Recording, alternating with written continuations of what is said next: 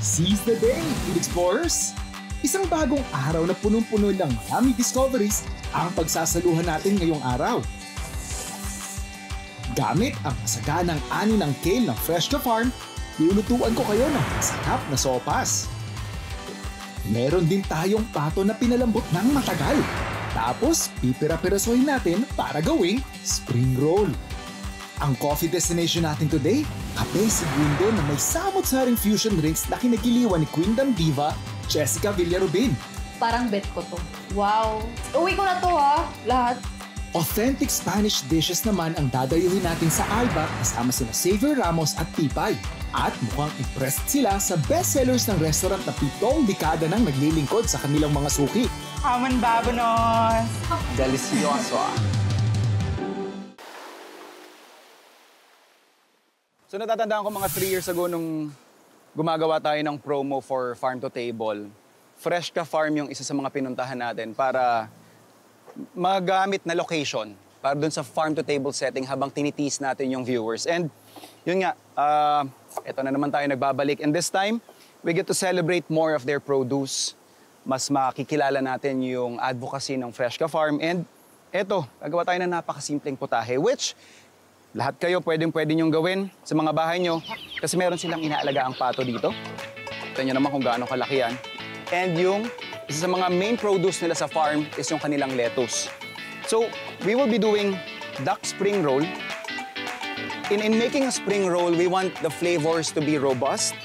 Yung defined pa rin kung ano yung ingredient na ginagamit natin. So, in this case, magpo-poach lang tayo ng ating duck. We'll pull it later and then assembly. So, we have here our onions, leeks, and yung ating garlic. And ginger.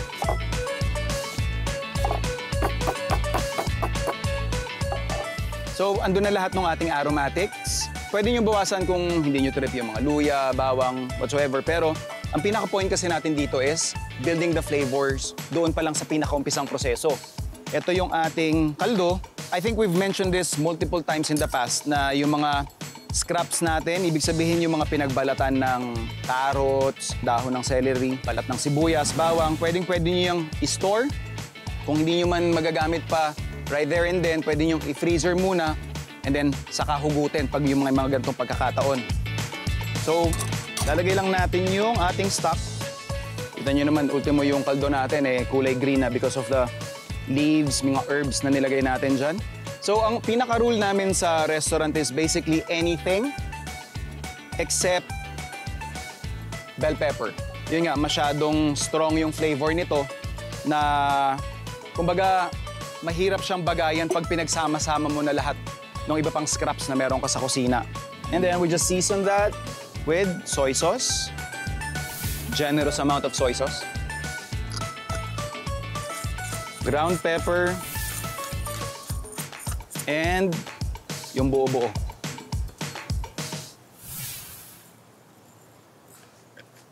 We'll also use some sugar.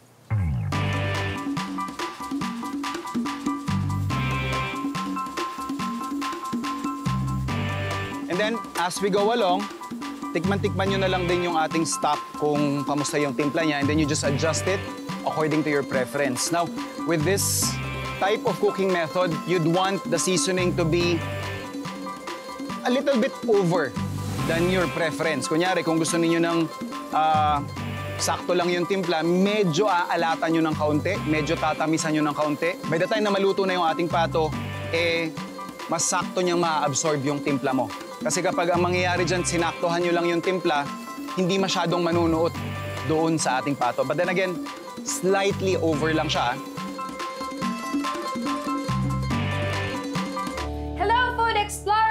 This is Jessica Villarubin, you're the Clash Season 3 Grand Champion. At nandito tayo ngayon sa Cafe Segundo na kung saan titikman natin ang kanilang iba't ibang kape. And I'm very excited kasi ako din ay mahilig sa kape.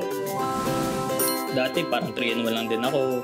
Nag-dive down ako sa coffee. Sobrang lalim pala ng coffee industry. Ang lawak pala niya. So, yung curiosity ko, dun na nag-start. Naghahanap ako ng names, na Tagalog names, which is para maging local yung coffee shop ko.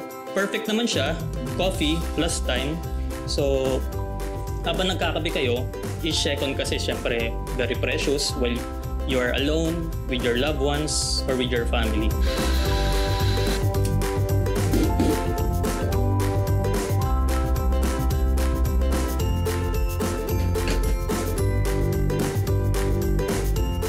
Huwag natin patagalin pa, unahin na natin ang Yema Macchiato.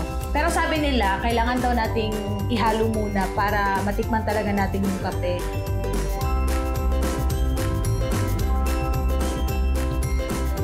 Parang bet ko to.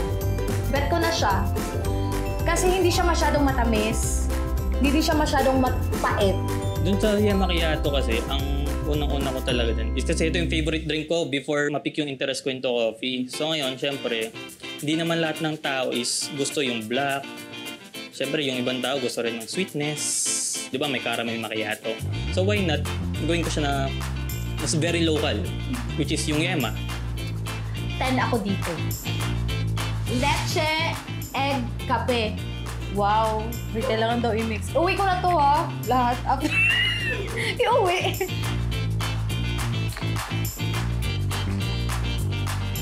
Ito ay lasya talaga siyang kape. So sa leche kape naman, inspired siya ng Vietnamese coffee, which is the Cafe Trang, na they use egg yolks and milk.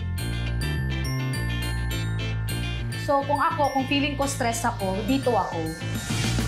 Next is matcha latte. Guys, hindi talaga ako mahilig sa matcha, pero baka naman dito sa Cafe Segundo, magustuhan ko na ang matcha. Sarap. Bagay ito sa iinumin ko to pwede everyday kasi hindi naman siya matamis.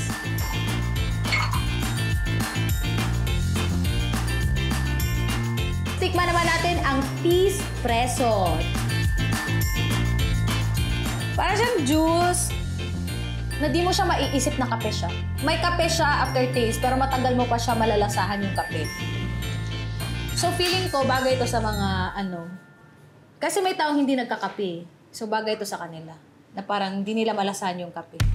As much as possible, we source our beans straight to the farmers locally. So hindi kami nagbebenta dito ng mga international beans. Tapos yung mga mixes din namin, talagang pinag-iisipan, tinataste talaga muna namin bago namin ilabas sa market. Sa bandang huli, ano nga ba ang verdict ni Judge Jessica sa mga kapeng ipinida sa kanya ng Cafe Segundo? Number 1 to sa akin, Yema Macchiato. Tapos susunod yung leche egg kape. And next yung matcha latte.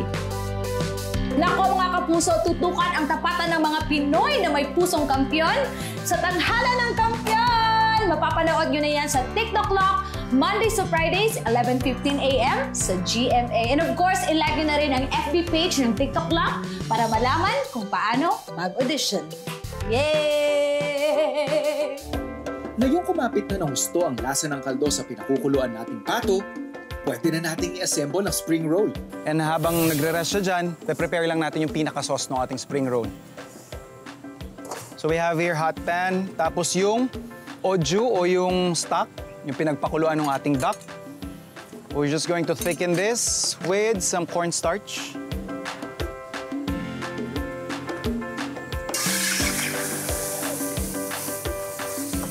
So pinapakapalan lang natin yung ating sauce, making sure na maluto yung cornstarch. So gusto lang natin to ng medyo mas makapal pa. Habang kinukuha natin yon, lagay na natin yung ating peanut butter.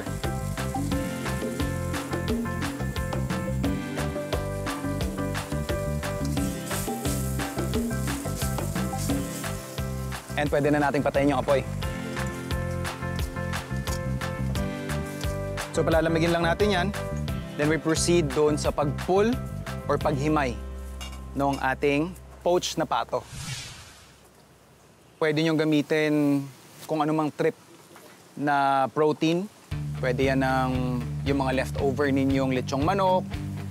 You can also apply yung same cooking technique doon sa ating beef. So yeah. So we can now proceed doon sa pag-roll ng ating spring roll. And yung last component ng ating spring roll, fresh lettuce.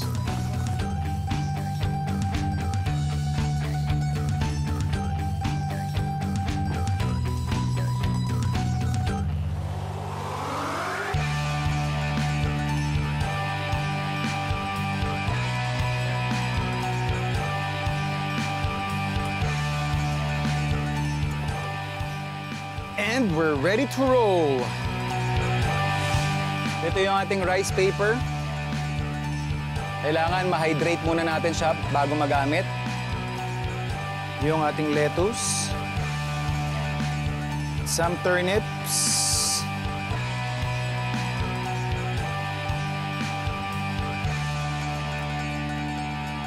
Yan din natin ang arugula.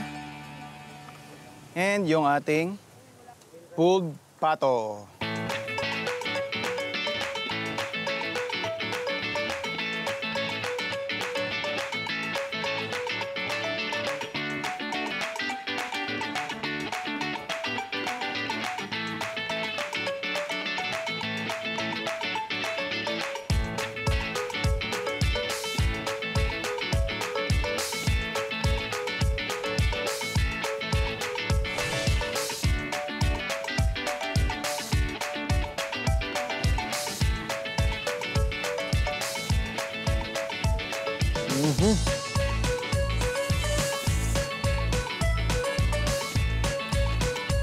Sarap. Kapag food trip ang usapan, ang hanap ng karamihan ay kung ano ang bagong trending at in. Pero itong sina Xavier Ramos at Pipay ng Black Rider, luminya sa traditional para sa kanilang food exploration sa araw na to. Ang destination nila, ang Alba Restaurante Espanyol sa Tomas Morato sa Quezon City. Halos 7 dekada nang naghahain ng authentic Spanish dishes ang Alba. At lahat yan nagsimula sa naging food adventure ni Senyor Anastasio de Alba sa Espanya. My father actually started as a dishwasher in Spain. In one of the hotels, it was called Chipen when he was very young. Bago maghugas, yung mga naiiwan, titikman niya. And pag sarado na yung kitchen, he would try cooking it himself until he became a cook. After a couple of years that he trained the cooks and chefs ng Casino Español of Spanish cuisine, he established his own small eatery. And there he started to introduce the Spanish cuisine to the Filipinos. Pero syempre, before he did that, pinag-aralan niya muna yung bansa natin. He went to the market, he went to see what was available locally, and he adjusted his Spanish food sa palit ng mga Pilipino. Mula rito, nabuo ang kanilang mga signature dishes na mula pa sa mga original na recipes ni Senyor Alba. For example, yung paella. If you go to Spain, you'll experience paella in a different way. Of course, it's just mababa siya dun sa paellera, and then it's more of the rice. Tayo, Pilipino, maghahanap tayo ng laman. So, si Papa, ang ginawa niya is he made sure that he fills up the paellera at least little to the edge, and then he filled it up with a lot of things going on. Nandun ang chicken, fish, chorizo, gulay. That's how the Filipinos, he thought, would like the paella, and it worked. Simple man ang techniques, binibigyang halaga rin ng Alba ang pagbubuhos ng oras para pasarapin ang kanilang mga putahe. Kaya ang ilan sa mga pinakamasasarap na dishes nila, masasabing worth the wait talaga. We also have our callos lengua that takes hours to cook. So, hindi namin kami gumagamit ng quick methods dyan. In the kitchen of Albas now, we don't have modern equipments. We still use the same equipments as my dad used noong 50 years ago.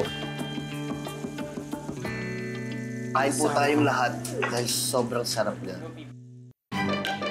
Sumema. Uy, masarap. Sobra. Paano siya naging dila? Ang harap niya. Kaya nga, parang hindi siya dila, no? Aman babanos! Delicioso. Ang sarap ng sauce. Ang delicatessen kasi namin is homemade. We started to do that for our own use lang sa aming mga soups and paella, chorizo. Now, medyo nag-increase na kasi we are supplying restaurants and hotels, and also customers are buying our deli rin. Try natin yun. Uy, masarap yung sauce. Medyo spicy. Ito. Oh my God. Ang sarap. Parang gusto ko ng rice. Kasi my challenge is actually I'm maintaining somebody else's work. I'm maintaining a tradition here. Para din siyang, if we go abroad, mamamasyal tayo, napapagod ka din, di ba? And then you miss your home. I guess ganun din sa pagkain. We try out new things, but we always go back to what's home to our tongue. I'm here to keep our food traditional, the same way it has been cooked before. As I said, wala kami binagong equipments. Everything is done the same way my father does it. Hello everyone! Inimbitahan namin kayo ni Savior na manood ng Black Rider sa GMA Primetime after 24 oras at sa GTV.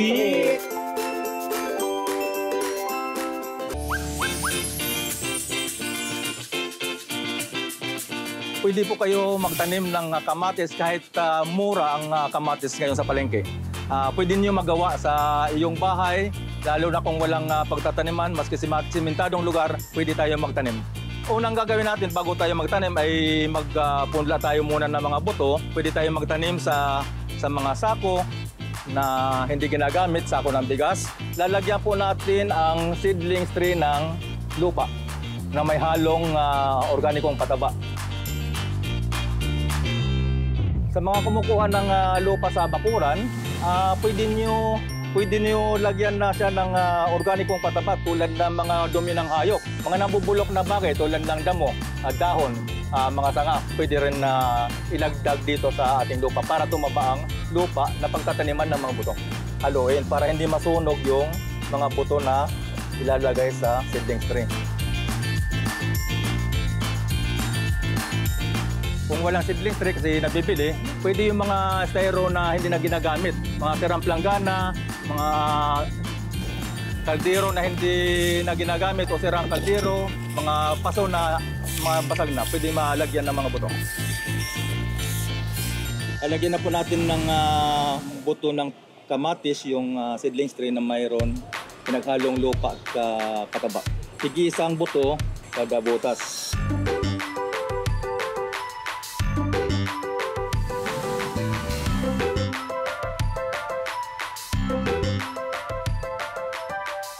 Kailangan tabunan muna siya ng sako o plywood. Diligan nyo araw-araw ito, umaga at hapon. Tapos, tingnan nyo kung sumibol na ang mga buto. Pag mayroon na siyang dalawang dalawang dahon, bitawan na yung sako. Paglipas ng 2 o 3 linggo, ito na po ang laki ng mga pinunla natin ng mga buto o seedlings. Itatanim na po natin ito, ililipat sa malaking lalagyan.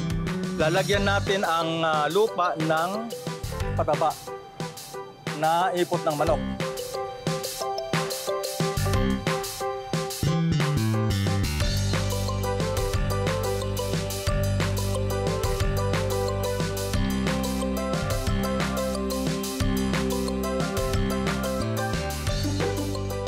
Diligan po ito umaga at hapon, 2 beses sa isang araw.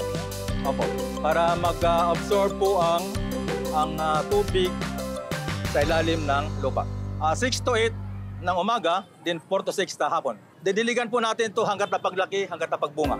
Papansin niyo po na ang ating mga kamatis ay pinaglalagyan ng tukod na kawayan o kahoy para sa ganon na kapag may malakas na hangin, hindi po siya matutumba. So kailangan po natin ito lagyan ng tali o talian. Ganito lang hitsura ng kamatis na pwede nang pitasin natin. Ayan, pwede na natin na makain sa kusina.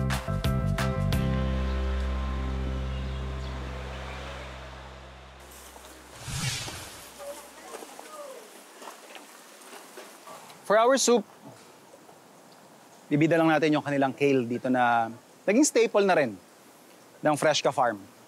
So for this recipe, we have longganisa, batuta ito, signature longganisa ng Cabanatuan. What's different about this is ang gamit nila, beef meat.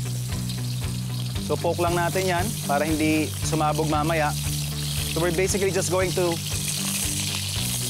brown yung ating longganisa.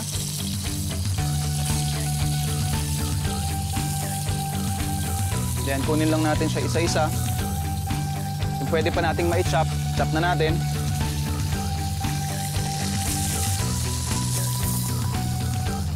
Slice lang natin yan sa gitna.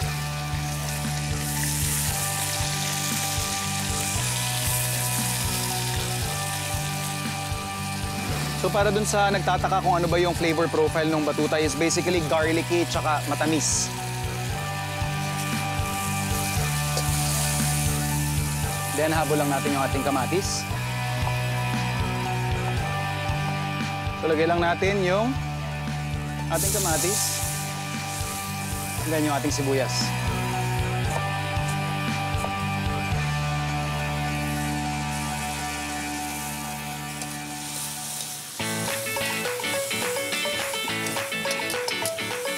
And para in a way maging complete meal na rin siya, lalagyan na natin siya ng starch component, which is yung ating patatas.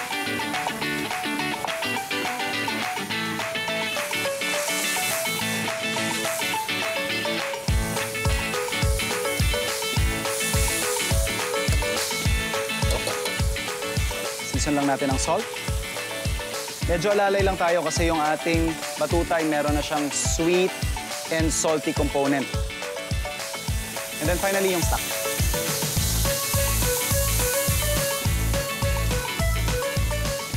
Next, yung ating kale.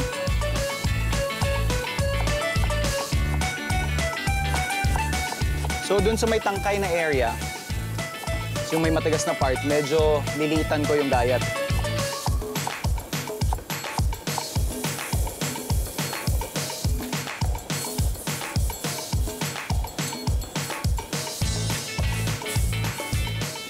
So lulutuin lang natin to about 5 minutes. And then pwede na natin ilagay yung iba pang parts ng kale.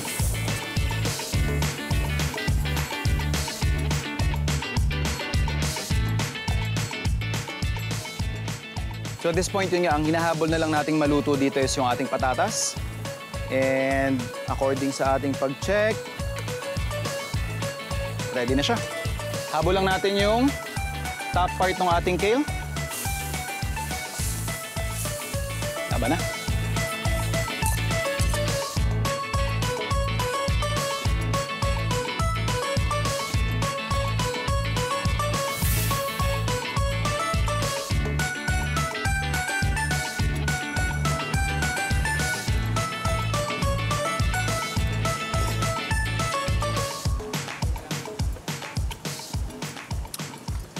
Sarap ng lutong ng kale, yung pagkalambot ng patatas, tsaka yung lasa galing dun sa ating longganisang batutay.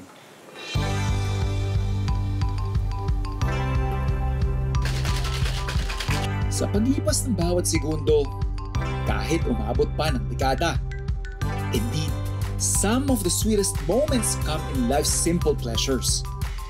Magkape ng mag-isa, mag-food trip ng may kasama, anihin ang sariling mga tanim.